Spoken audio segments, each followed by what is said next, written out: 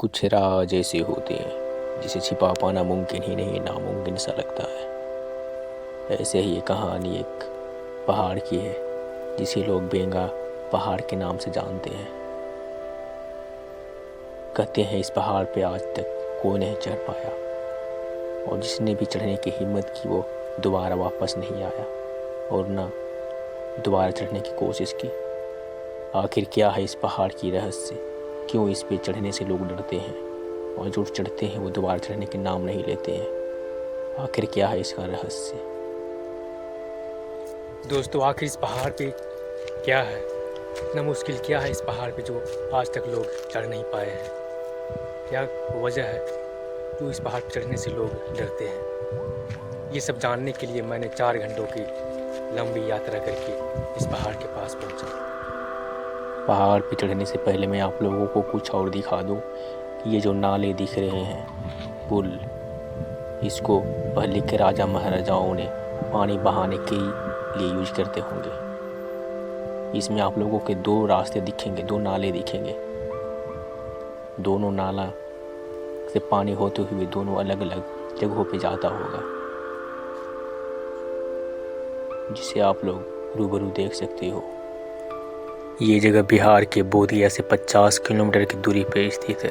कुछ नज़दीक पहुंचने के बाद मैंने कुछ स्थानीय लोगों से पता की इस पहाड़ पे चढ़ना इतना मुश्किल क्यों है। इस पहाड़ पे चढ़ना इतना मुश्किल इसलिए है कि पता नहीं क्या है इस पहाड़ पे, जो भी जाता है वो वापस लौट कर नहीं आता है। पता नहीं क्या जी, भूत प्रेत का, पिशाच का साया है या फिर और कुछ है, ये ऊपर वाला ही जाने। अच्छा, इस पहाड़ के अगल बगल कोई घर क्यों नहीं है? घर क्यों नहीं बसाया गया? इस पहाड़ की तरह तरह की बातें हैं जो बहुत फैली हुई हैं, इसलिए इस पहाड़ के अगल बगल कोई भी नहीं रहता है, ना ही कोई मतलब कि घर वगैरह कुछ भी नहीं यहाँ बनाता है। सब लोग बहुत डरते हैं इस पहाड़ से। और यहाँ पे किसी को अगर प्यास लग गया तो पानी की व्यवस्था कहीं से? हाँ है, धूप में भी है एक झरना जो उस साइड है, वो झरना अब भी गिर रही है थोड़ा थोड़ा सा। गिर रही है? हाँ। चलिए, थैंक यू।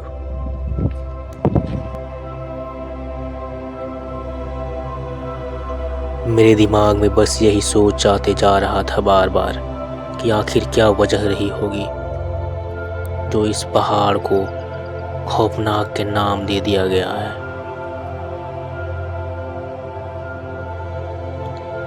आखिर इस पहाड़ पे गाय बकरियां चारा करते हुए नजर आते हैं, लेकिन इंसान क्यों नहीं? मैंने कुछ दूरी पर चढ़ने के बाद विश्राम करने के लिए एक जगह पे रुका।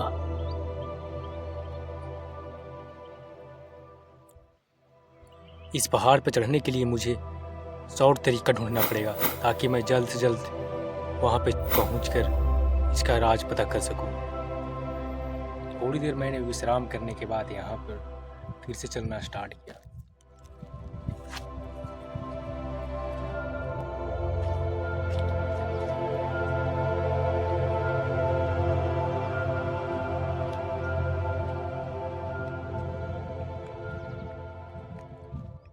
अगर मैं इस रास्ते से चढ़ूँ तो मुझे करीब 4 घंटा लगेंगे, बट मैं अगर उस रास्ते को पकड़ूँ, उस रास्ते को, तो वहाँ से मुझे 2 घंटा लगेगी। तो मैं वही रास्ता पकड़ने वाला हूँ ताकि जल्द से जल्द पहुँच सकूँ।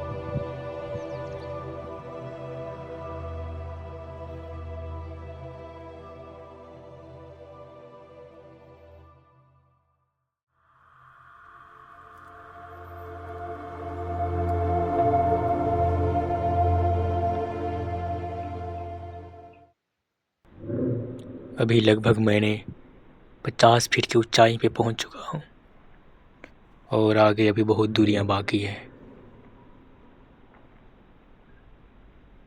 रास्ते इतने खतरनाक, 100 फीट की ऊंचाई मैंने तय कर लिया।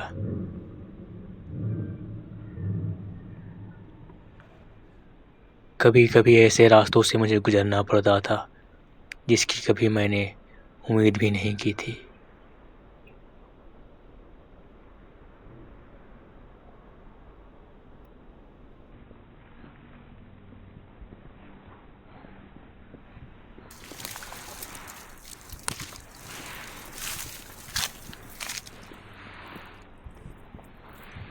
मेरे पूरे शरीर को काटा पूरी तरीके से फाड़ चुके थे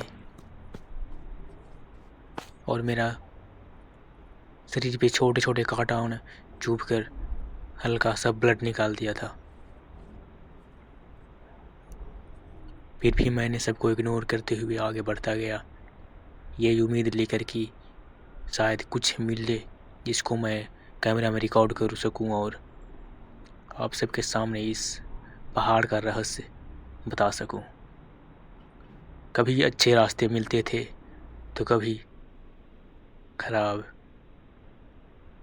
मैं जिस उम्मीद में गया था अभी तक उसका कुछ अता पता भी नहीं था, बस मैं चलता रहा इस उम्मीद में कि मुझे कुछ मिले। और मैं आप लोगों को एक बात और बता दूं कि अब तक मुझे ना नेगेटिव एनर्जी का कोई प्रकोप देखने को मिला, ना पॉजिटिव एनर्जी, और ना ही कोई इंसान।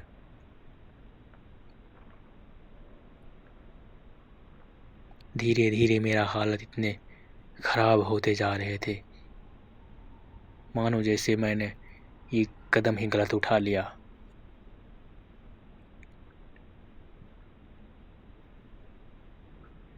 पहाड़ों और जंगलों के बीच से गुजरता हुआ ये रास्ता मेरे पूरा शरीर को छलनी करते जा रहा था। मैंने करीब 200 फीट की ऊंचाई पे पहुंचा ही होगा कि मैंने एक अचानक से एक चीज को देखा जिसे देख मेरा पैर अचानक से रुक गए।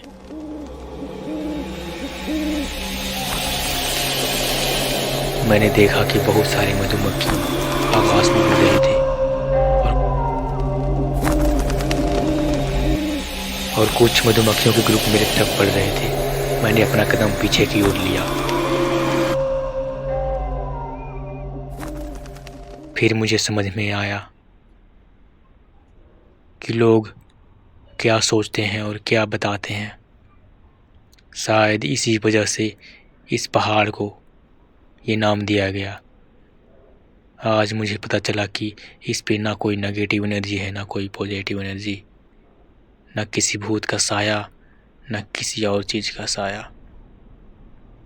इसका रियलिटी तो कुछ और ही निकला जो आप लोगों को इस वीडियो में देखने को मिल रहा है।